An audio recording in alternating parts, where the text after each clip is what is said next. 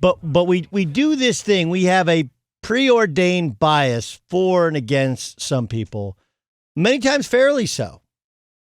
And I think we give people the benefit of the doubt a lot of times when they've earned the benefit of the doubt. So I have this. This is a question, and it's one that I posed to several of my NFL personnel buddies yesterday via text. And they all said, you might be onto something. You should watch the tape. And here's what it is. Yesterday, the Houston Texans decided to relieve Bill OBrien of all of his duties. And he had a lot.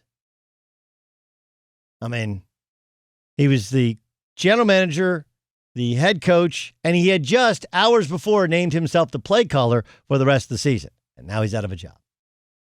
And I have no doubt that some of the way in which he probably carried himself around the building and the fact that he, when you name yourself to various positions or you promote yourself, what do you think people are going to think? No, but you can't find anybody who's good enough as a general manager to work with. You can't find anybody as a head coach who you believe in to call plays so that you can be the head coach. Like, it's not surprising. He told Mike Silver from the NFL Network that he expected to get fired. Forget what he told other people. What he told Mike Silver was off the record and something he was probably thinking, hey, this thing's going bad. And look, the previous general manager did him no favors.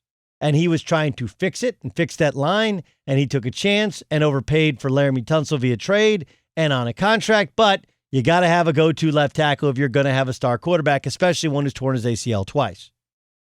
His relationship with Nuke Hopkins disintegrated. He chose to make a trade.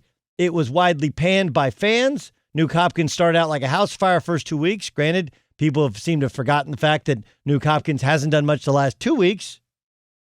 Nonetheless, those moves that he made, promoting himself, having complete and autonomous power, or I guess he thought, within the football organization, combined with a ridiculously difficult schedule before they played the Minnesota Vikings.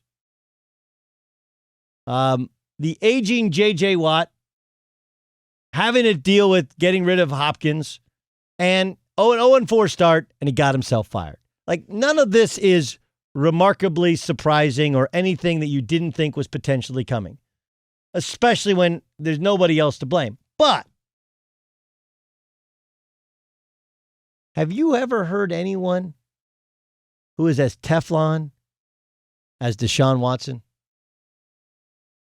Again, remember, Teflon goes back to the Teflon Don. That's a mafia reference you can Google. Bill Clinton was seen as Teflon. No matter what he did or what he said, things just didn't stick to him. Did not, right? Like, no matter what we give people the benefit of the doubt. Who we like. Who doesn't like Deshaun Watson? He's awesome, right? He tore his ACL in college, came back, and finally took Clemson to the promised land. Now, lost in when he took Clemson to the promised land was his first couple years, he was much more of a runner. By his final year at Clemson, final season at Clemson, he was trying to show he could be a drop-back passer, and he threw a lot more interceptions. Now, some of it was a new wide receiving core, losing Mike Williams to the pros, I believe. But some of it was the fact that he was trying to improve and hone the skills he would need in the NFL. Then when he got to the college football playoff, he just went back to balling. If he didn't like what he saw, he'd run it, and he was a stud. But this way, he didn't get hurt in some meaningless game. Instead, he worked on his game, worked on his craft. Then early on his first year with the Houston Texans, he took the league by storm, much like many rookie quarterbacks who come in. RG3 did the same. We've seen a lot of guys come in like, man, this guy's amazing. Then he got hurt, but everyone said he'll be great as soon as he gets back. He's shown remarkable toughness. Remember, a couple years ago, he had a collapsed lung, and instead of missing the game, he had some dudes drive him in a van all the way to Jacksonville, from Houston to Jacksonville, so that he could play in the game because oxygenated air not good for a formerly collapsed lung. Last year, he made some just filthy plays at the end of games. I believe he's clutch. I believe he's talented. And he's a super likable leader of a guy. You know what I'm not sure? I'm not sure he's a star quarterback. You're like, what? Well, hold on. Remember they had 24-0 lead against the Chiefs in the playoffs? And when they collapsed, who got the blame? Bill OBrien, right? Wait, Deshaun Watson was the quarterback of that team. They're 0-4 on the season. Brady's never started 0-4. Rodgers never started 0-4. Russell Wilson's never started at 0-4. Lamar Jackson's never started 0-4. And I will grant you, their schedule was really, really tough. First 3 games, like Chiefs, defending champs, on the road, granted no fans, Chiefs are legit. Ravens, very good football team. Okay? Steelers, really good football team. And then lost to the Vikings. Right?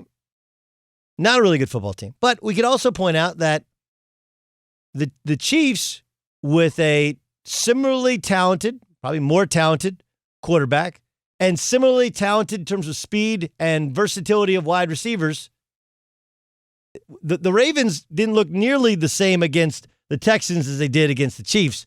Pat Mahomes sliced them and diced them. Deshaun Watson's 20th in completion percentage. He holds the football a little bit too long. He's 25th in QBR. He's taken 16 sacks, the most in the league. People blame the offensive line, okay, but they've rebuilt this offensive line to help him, and some of those bad habits from holding the football still hold true even with the rebuilt offensive line.